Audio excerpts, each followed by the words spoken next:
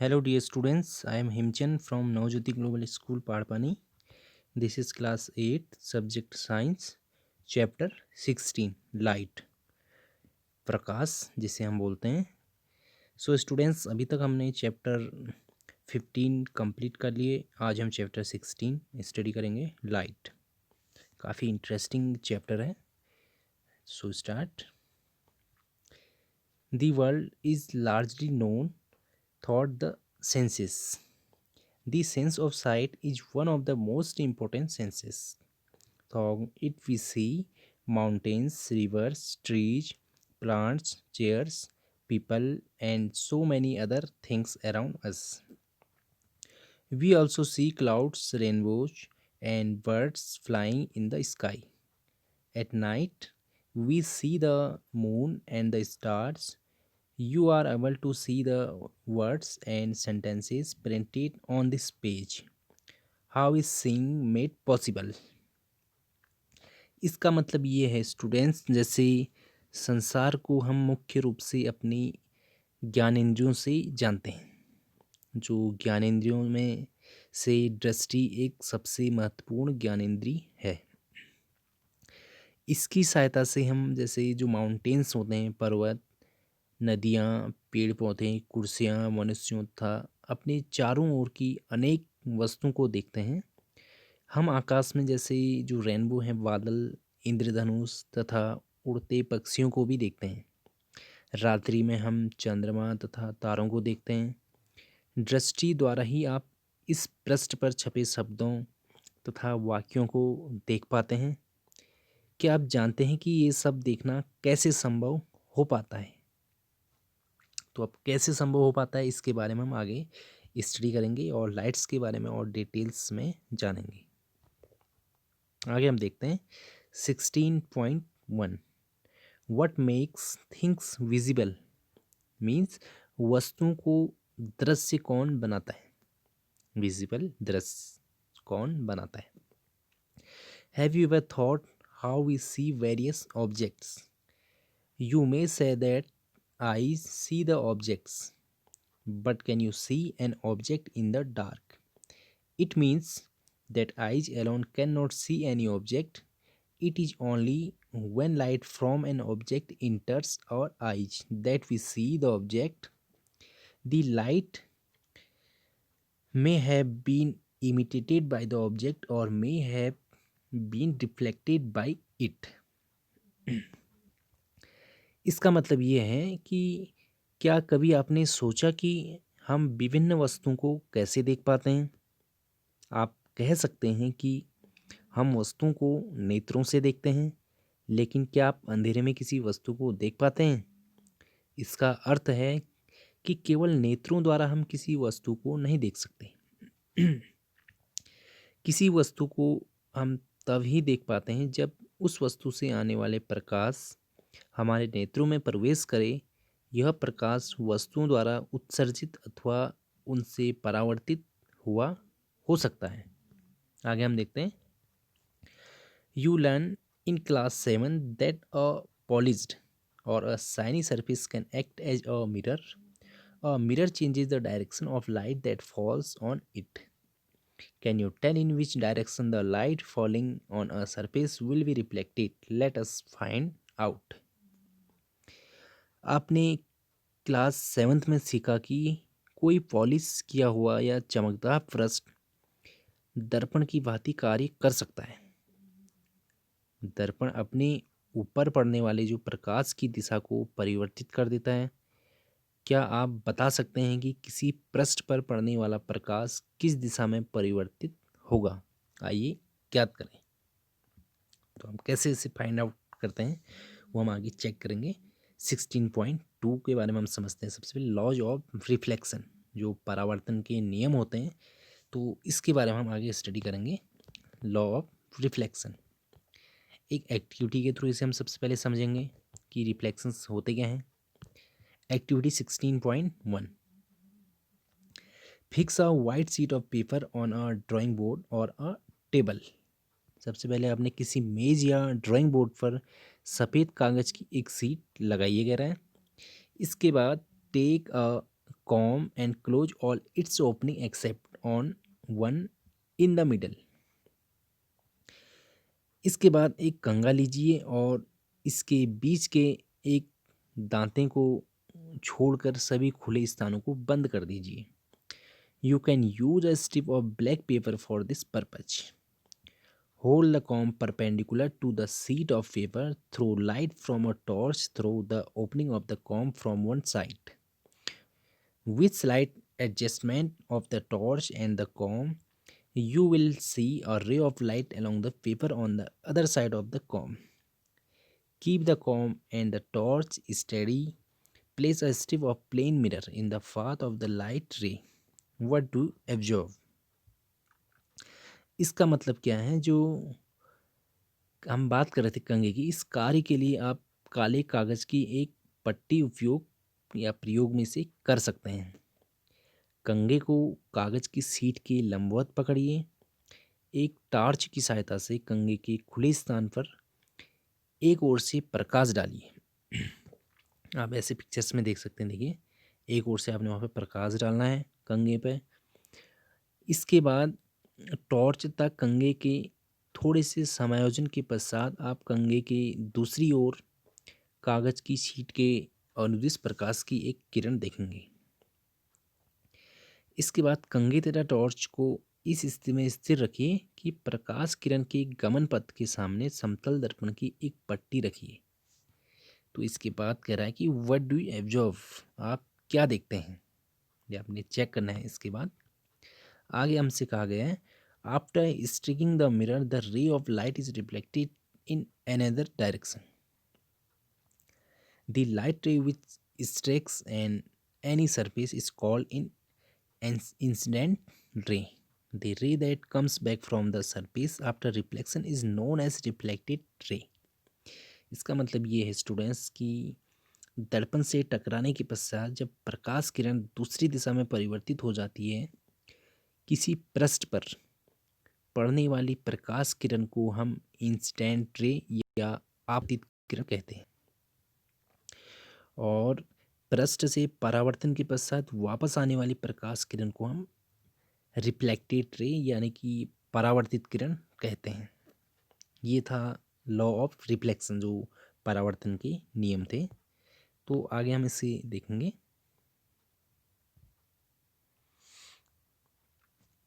यहाँ पर हमसे कहा गया a ray of light is an idealization. In the reality we have a narrow beam of light which is made up of several rays. For simplicity we use the term ray for narrow beam of light. इसका मतलब प्रकाश किरण का अस्तित्व एक आदर्शीकरण है। वास्तव में हमें प्रकाश का एक संकीर्ण किरण पुंज प्राप्त होता है जो अनेक किरणों से मिलकर बना होता है। सरलता के लिए हम प्रकाश के संकीर्ण किरण पुंज के लिए किरण शब्द का उपयोग करते हैं। यहाँ पर आप देख सकते हैं पिक्चर्स में जो ड्राइंग द नॉर्मल अविलंब कैसे खींच रहे हैं हम, इसके बारे में हम आगे पढ़ते हैं। इसमें हमसे कहा गया draw lines showing the position of the plane mirror, the instant ray and the reflected ray on the paper with the help of your friends. Remove the mirror and the comb. Draw the line making an angle of 90 degree to the line representing the mirror at the point where the incident ray strikes the mirror.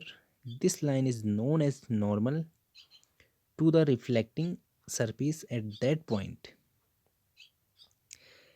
आपने मित्रों की सहायता से कागज पर समतल दर्पण की स्थिति तथा आपतित या परावर्तित किरणों को दर्शाने वाली रेखाएं खींचिए और दर्पण तथा कंघे को हटाइए। दर्पण को निरूपित करने वाली रेखा के जिस बिंदु पर आपतित किरण दर्पण से टकराती है उस पर दर्पण से 90 डिग्री का एंगल कोण बनाते हुए वहाँ पर आपने रेखा खींचनी है। यह रेखा परावर्तन पृष्ठ के उस बिंदु पर अभिलंब कहलाती है। जैसे आपतित किरण तथा अभिलंब के बीच के कोण को हम आपतन कोण बोलेंगे, एंगल ऑफ इंसिडेंस। यहाँ पर आप पिक्चर्स में देख सकते हैं। देखिए यहाँ पे एक लाइंस ड्रॉ किया है जो आपतन कोण तथा परावर्तन कोण के बीच का जो एंगल यहाँ पे बन रहा है, जिसे हम रिफ्लेक्टेड रे एंड इंसिडेंस रे के बीच में जो एंगल्स जो बन रहे हैं आर और आई। नेक्स्ट हम पढ़ेंगे रेगुलर एंड डिफ्यूज रिफ्लेक्शन क्या होता है। जो नियमित तथा विसरित परावर्तन के बारे में हम पढ़ेंगे। इसमें हमसे कहा गया है when all the parallel ray reflected from a rock or irregular surface are not parallel, the reflection is known as diffused or irregular reflection. Remember that the diffuse reflection is not due to the failure of the laws of reflection. It is caused by irregularities in the reflecting surface like that of cardboard. जब सभी समांतर किरणें किसी खुरदुरे या अनियमित पृष्ठों से परावर्तित होने के पश्चात समांतर नहीं होती तो ऐसे परावर्तन को विसरित परावर्तन कहते हैं। याद रखिए किसी जो विसरित परावर्तन में भी परावर्तन के नियमों का सफलतापूर्वक पालन होता है। प्रकाश का विसरण गत्ते जैसे विषयी परावर्तित पृष्ठ पर अनियमितताओं के कारण होता है। On the other hand, reflection from a smooth surface like that of mirror is called regular reflection. और regular reflection क्या होता है? इसके विपरीत दर्पण जैसे चिकने पृष्ठ से होने वाले परावर्तन को नियमित परावर्तन कहते हैं। आप पिक्चर्स में यहाँ पे देख सकते हैं, जैसे जो रेगुलर रिफ्लेक्शन होता है इसमें जो लाइंस दिख रहे हैं आपको, ये पैरेलल लाइंस आपको दिख रहे हैं। देखिए इसमें आपको कुछ चेंजेस दिख रहा होगा, और इरेगुलेशन सरफेस में किस टाइप से आपको लाइंस दिख रहे हैं एंड रेगुलेशंस में क्या आपको लाइंस दिख रहे हैं, ये आप पिक्चर्स के थ्रू इसको समझेंगे। नेक्स्ट हमारा टॉपिक है 16.4 reflected light can be reflected again. परावर्तित प्रकाश को पुनः परावर्तित किया जा सकता है। तो कैसे किया जा सकता है उसके बारे में हम पढ़ेंगे। Recall the last time you visited a hairdresser. See, he makes you sit in front of a mirror. After your haircut is complete, see, he holds a mirror behind you to show you how the hair has been cut.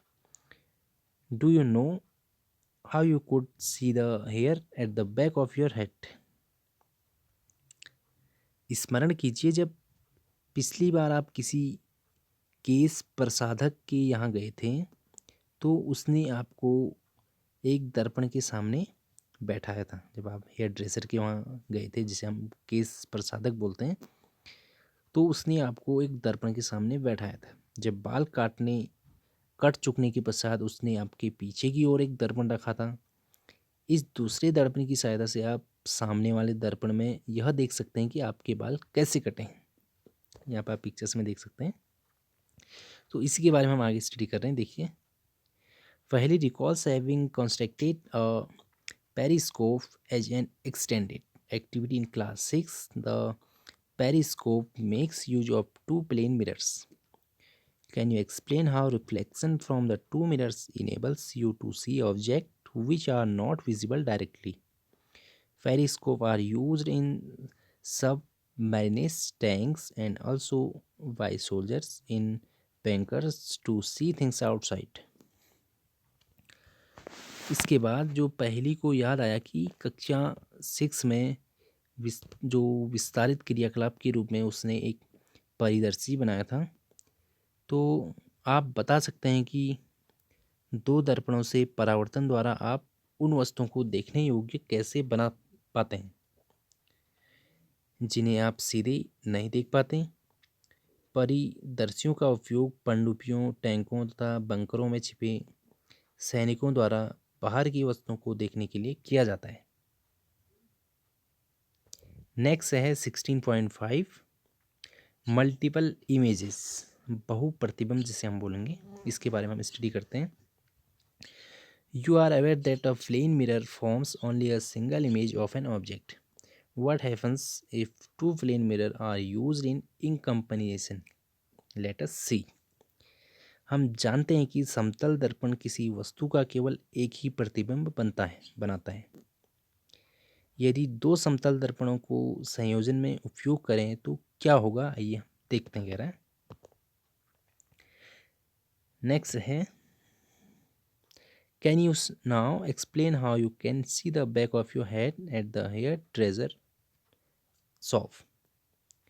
क्या आप यह स्पष्ट कर सकते हैं कि केश प्रसाधक की दुकान पर आप अपने सिर के पीछे के भाग को कैसे देख पाते हैं। This idea of number of images formed by mirrors placed at an angle to one another is used in a kaleidoscope to make numerous beautiful patterns. You can also make a kaleidoscope yourself. इसका मतलब ये है कि एक दूसरे से किसी कोण पर रखे दर्पणों द्वारा अनेक प्रतिबिंबों के बनने की धारणा को उपयोग बहुमूर्तिदर्शी या कैलेडोस्कोप में भांति भांति की आकर्षक पैटर्न बनाने के लिए किया जाता है। आप स्वयं भी एक कैलेडोस्कोप बना सकते हैं। ये है कैलेडोस्कोप। एक्टिविटी आप खुद चेक करेंगे इसको एक्टिविटी के थ्रू। तो ये था स्टूडेंट्स हमारा आज का टॉपिक।